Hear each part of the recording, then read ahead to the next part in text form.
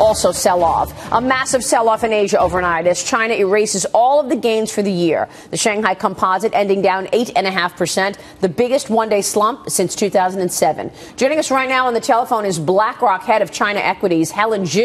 Helen, thanks very much for joining us. First off, do you believe that the slowdown in China is warranting this kind of reaction from investors and this sell-off that we're seeing?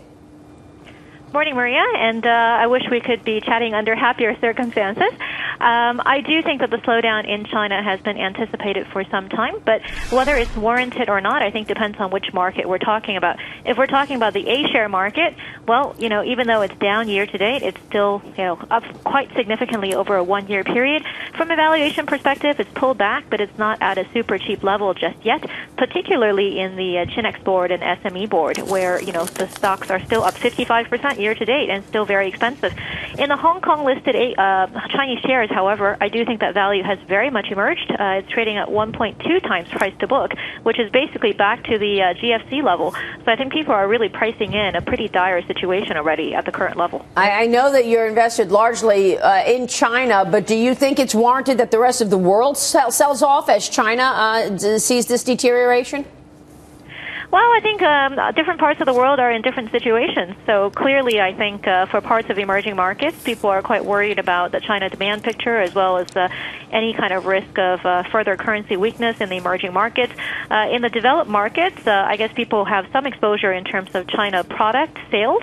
But more importantly, we are looking at markets that have gone up a lot more over the last couple of years versus the local equities here. So I think as equity risk premium increases and uncertainties rise, we're starting to see some profit-taking, perhaps. Helen, here's John Hilsenrath from the Wall Street Journal.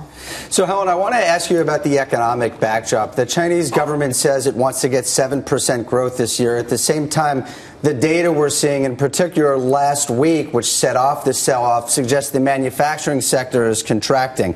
How does an economy built for manufacturing, where the manufacturing sector is contracting, get anything near 7% growth?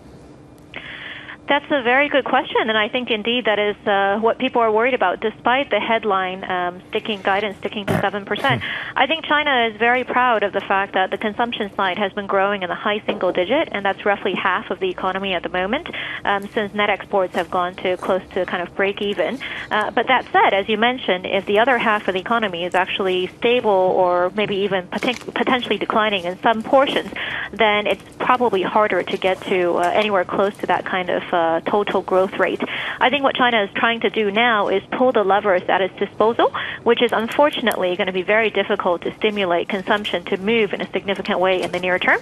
So what you really have to do is pull the levers in terms of infrastructure, fixed asset investment, which is where, the government spending is very important, and then also potentially in terms of the property market, where the policies in the last few years have been quite tight. Helen, it's Charlie Gasparino here. I know all markets are interrelated, but why are we seeing this, what I think is an insane overreaction in U.S. equities? I mean, yes, Chinese big trading partner, but we're down. This could be the third day of 300-point declines. Is there something else going on here besides, China and, a possible 25 basis point increase in the Fed funds rate? Again, this sounds like, giving those two factors, this seems like a wild overreaction. I think, you guys are probably the experts on the U.S. equity market, but my guess would be that since the U.S. equities have massively outperformed most other asset classes over the last 3 to 5 years, and as you see the valuations for emerging markets and China and some other asset classes really collapse over the last couple of months, maybe a little bit is kind of taking risk off the table overall. That's leading to a bit of correction in the U.S. side. Are you expecting more intervention from the Chinese government?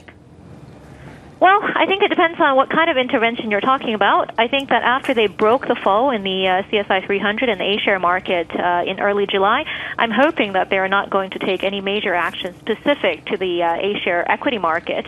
But I do hope that there will be a much bigger, more broad policy response in terms of stabilizing confidence and stimulating the cyclical side of the economy, as well as restoring confidence to the policymakers' commitment to pushing through the structural reforms, which is really what got got the valuation expansion in the market that we had seen in the second quarter of this year. So I think those two things are actually much more important than any kind of direct intervention into the onshore domestic equity market. Helen, can you talk a little bit about the Chinese consumer and with the market down 60% from its high? Is that going to impact the consumer in China? That's a great question. I think that's something that people have been quite worried about for a while, but the actual impact, I think, is probably not nearly as big as people would think. If you actually look at what's the most sensitive in terms of discretionary, luxury goods, the demand there had already been demolished in 2013 and thereafter by the anti-corruption campaign. If you actually look at the average household's exposure to equities, we're talking about less than 10% of household wealth. Most of it is actually probably in deposits, cash deposits, as well as property. So 9% or 10% at most in equities probably does not make for a significant amount of negative wealth effect, particularly given that most of the people who entered on leverage later on in the game were actually playing in the Chinex market and SME market, which, as I mentioned earlier, is still up substantially year to date despite the recent correction, up 55%.